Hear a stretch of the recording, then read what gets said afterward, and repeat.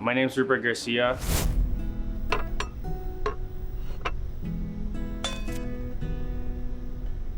I'm the Chef de Cuisine of Hawthorne Dining Room inside the Fairmont Palliser in Calgary.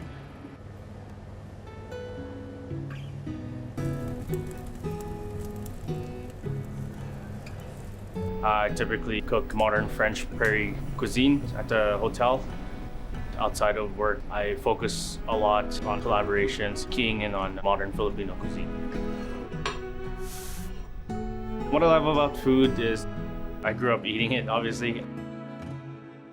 My parents, my dad with Spanish background, my mom Filipino background, very mixed cuisine growing up. So I think that stuck to me.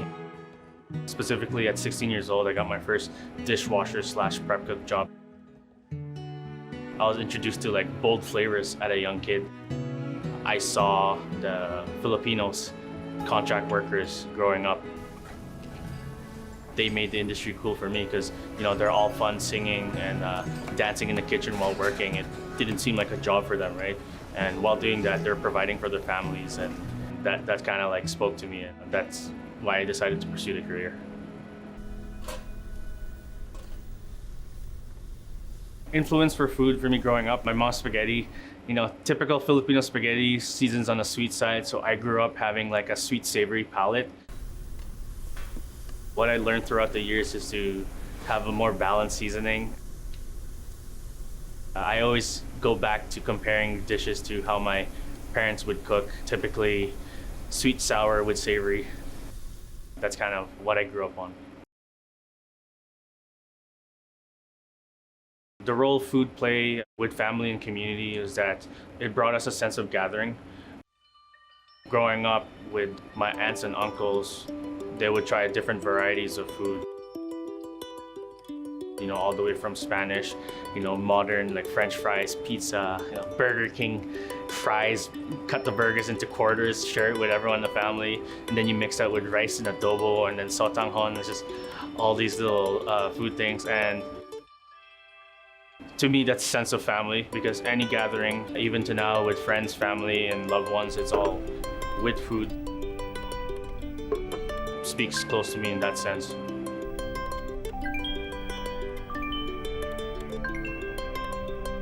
So early days, I started out as a dishwasher at Nando's Kitchen. Literally the second day, someone called in sick, and then they put me on line right away. So I had to learn the salad station. Mind you, now it's much easier. During the rush of service, I felt a sense of accomplishment just that single day. And then ever since after that, every time we finish a service, that was a sense of completion for me daily. It's kind of a self-pat in the back when we complete those services. So. In my first year of culinary school, my chef instructor, Hayato Akumitsu, of course, I looked into the chefs, right? I saw he won the Canadian Culinary Championships in '09. My first year at SAIT was 2010. And then I just saw how passionate chef was. My pursuit for greatness was from his attention to detail. I had him, luckily, for 5 units in a row. I had him for half a year in my first year. And then in different topics of the kitchen, I grew my passion from there. And then specifically, the first competition that we decided to do together, he coached me, and then I won that. From that moment on, I was just hooked. So.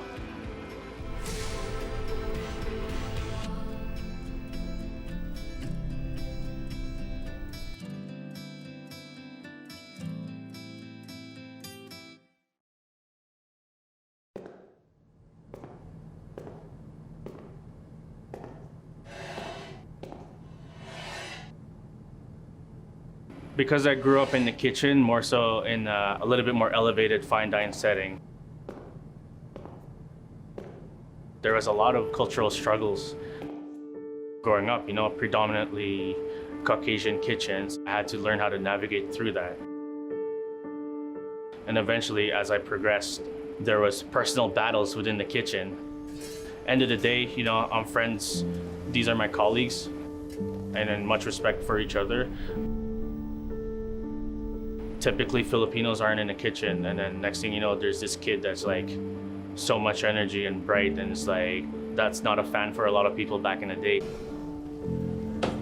But now I think the diversity and inclusion in all kitchens just shines more light on our cultural differences, right? So with the adversities that I face, it's just putting my head down. My mom is very soft, typical Filipino lady. My dad's Spanish, grew up military style. I kind of had both. I learned how to be sensitive on the softer side, but at the same time, my dad's family's military background, put my head down and work, and it's just like, who cares what the other guy's thinking? Who cares what the other guy's saying? Put your head down. Show them you're better, or show them you can work harder. And then you gain respect in that sense. I suck at taking compliments, but I see that as a form of gratitude. So.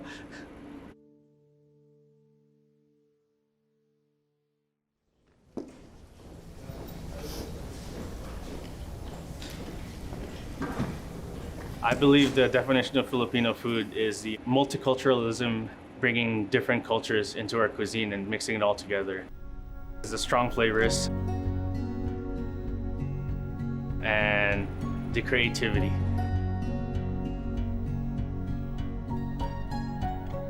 The main ingredients and the main food that we ate in our culture was defined by how people traveled.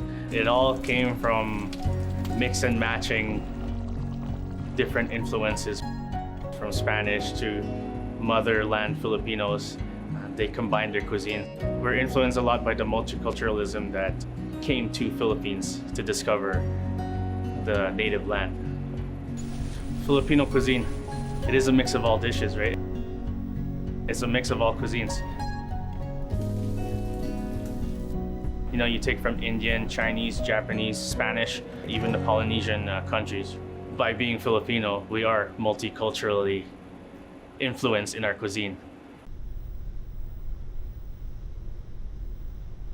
Me specifically, just modernizing it, right? Modernizing can simply be wording it different on the menu.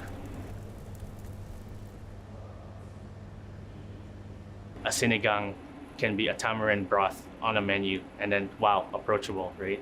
A caldereta could be tomato braised protein, but you're still honoring the Filipino traditions in that sense.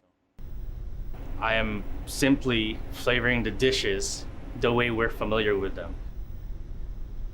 It might not be upfront. Speaking about sinigang, you usually find the tamarind spice in the back of your tongue right here, right? Maybe the front forward acidity is not there, but you will feel it. I think that's something with the textural component of the dish. It's boldly interjecting the main ingredients onto the dish and then highlighting it with modern techniques, scientifically or even traditional French. Nowadays, food is also a trend, so it keeps circling back.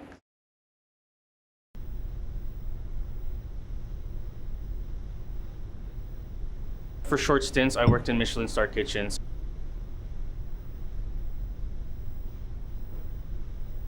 What influenced my Filipino cuisine is I saw that these places that I've gone to, specifically San Francisco, New York, they implement a lot of international flavors into French and modern techniques. That opened up the door for me to pursue it in what I'm currently doing, more so in collaborations and subtle hints in the menu, trying to put it more on front-facing forward, not shy about it nowadays. You had to tippy-toe your way around the menu so it's not too out there. That's what I've learned specifically, and the attention to detail. When you pay attention to detail, it's across the board, right? From the smallest salad to up to the perfectly cooked main dish. If you pay attention to detail, I notice it takes a lot of work, but the gratification of how people eat it, they close their eyes and they're like, wow. Something about that just keeps us going. Do I feel resistance from the older generation when I do Filipino food?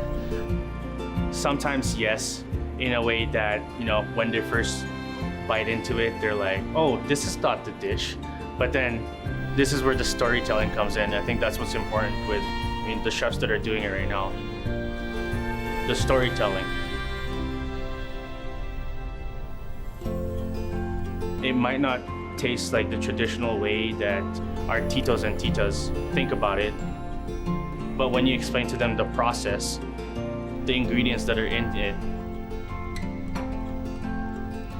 and then how it's balanced, they now feel and taste the dish. And I think that's our job as the chefs, to tell that story. I'm bringing the Visayan dish called inan-unan. It's a form of paksiw Northerners use to cook proteins and vegetables into vinegar. In this case, it's a Visayan dish. My dish involves essentially a seafood mousse with a tamarind aspic, pickled vegetables, and a shrimp guacamole, so to speak. So what we have here is a sweet salty tuile of prawn skins, pickled mustard seed, poached prawn, lemon, chili garlic oil, a tamarind aspic, pickled radish, pickled fennel, arare, chili gastrique, avocado, red pepper, some micro herbs, red onion, herb scallop, and a spiced lobster mousse. Where I'm going to start is I'm going to make the mousseline of scallops and lobster by putting it together, be creating a mousse, kind of like a sausage in a way, but seafood. We normally call it a boudin blanc. So just piping the herb and scallop mousseline. And then on top of it, I'll be doing a lobster mousseline. So all I'll be doing is rolling these guys, try to get the air out as much as possible.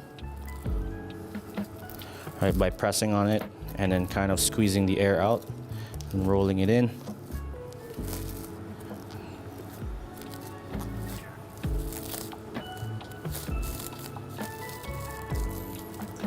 And as I do that, I'm getting as much air out as possible before I roll it into the said sausage.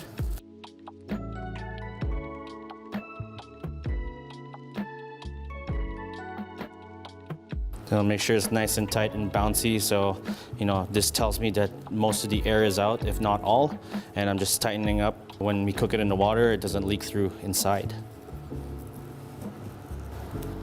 I'll be poaching the sausage for about 8 to 10 minutes. Normally when the mousseline starts to float, then I'll know it's cooked. Next, I'll be preparing shrimp quenelle. So it's basically, I'll be making a guacamole with shrimp in there and then incorporating the aspic into it. What I'll be doing here first is just cutting this into small pieces so it's incorporated throughout the dish. The broth that I made was essentially a tamarind broth, closer to a sinigang, but with the added acidity via vinegar, it turned more into an inan-unan. Typically, the broth is cloudy. What I did was clarify it. So before turning into a jelly, I turned it into a consommé. So what we'll do here is we'll be taking out our prawns. So the inspiration that I took from taking on this dish is that in the Visayan region, they don't get much love as far as Filipino cuisine gets. I'm from the north, I'm from Luzon, but there's a lot of good food in middle and southern parts of the Philippines. So, I'm paying homage more to our middle regions of the country by making this dish. Although the dish is similar to a paksiw, which is a northerner dish, I'll be doing my take on it as a northerner. So I'm just chopping it up into smaller bits here so we can fold it into our quote-unquote guacamole. I've done a lot of competitions growing up in this industry, and I take some bits and pieces from all the chefs I've worked with and all the chefs I've been happy to meet throughout. I'm not shy about the cuisine that I do, so I combine a lot of things. When food tastes good, it just naturally comes together. Just taking it out here. Nice and bouncy. I know that's cooked. So what I'll do next is cut up the red peppers and the guacamole for the dish to put some color into it. It is guacamole by familiarity, but it's more of a cold shrimp salad, if you will, right? From culinary school, teaches you a lot of the foundations. I just apply those into my work. A lot of the chefs and establishments I worked at kind of gave me the thumbs up to do a lot of my own unique dishes. I'll be folding in some chives. And then I'll be opening up the avocado.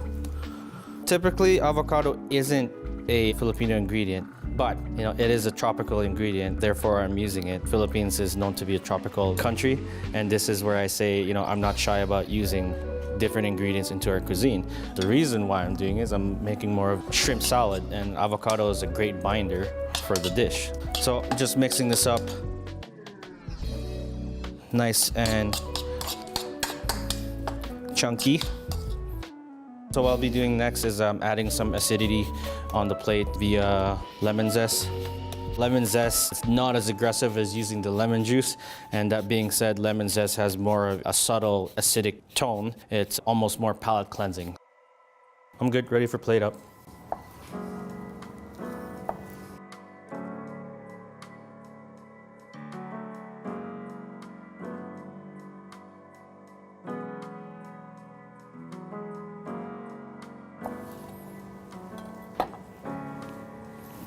Using the aspic, put it in a flat sheet and then punch it out with some ring molds so it's nice and circle. So this is essentially the sauce component of the dish.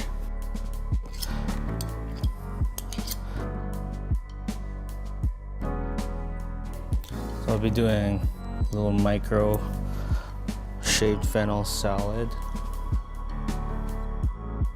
I'll be putting some more colors on the dishes via a pickled radish.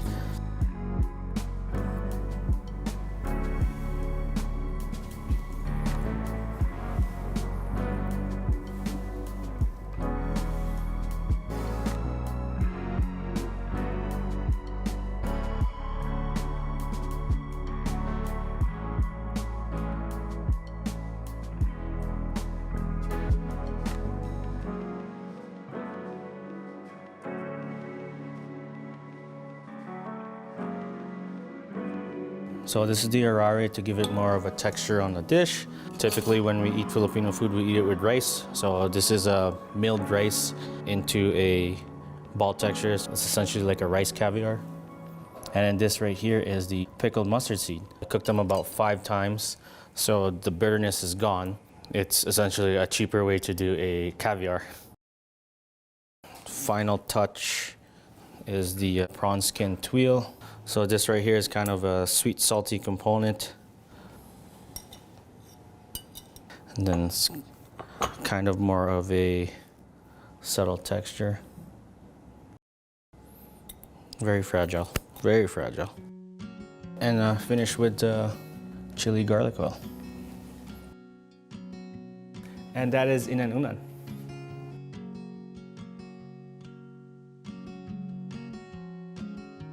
100% feel like the culinary scene in Canada is ready.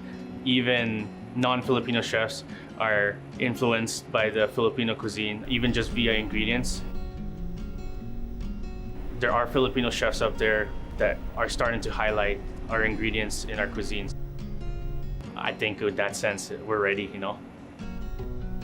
Looking back on my career, what would I tell my younger self? Probably don't be scared to be different. A lot of us are in a box, and we're not afraid to take that step out because work or the concept at work kind of keeps us in. This is where collaborations and specifically for work features. This is where we can start introducing these items, and I would tell my younger self to research a bit more. I can still learn by doing, but if at least I have some thought process behind it, then I think it could have been refined much earlier.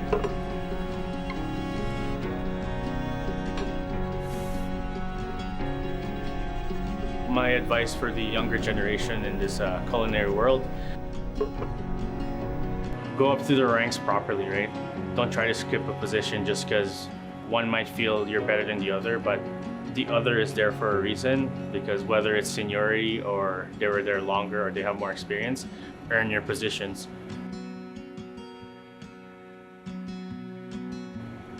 Don't be afraid to ask. If you don't ask, you won't know.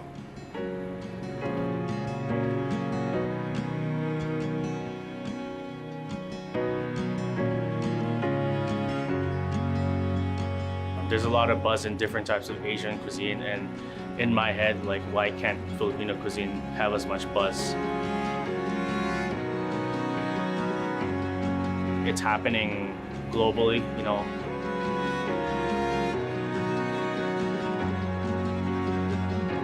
Philippines is being recognized as one of the best cuisines in Asia.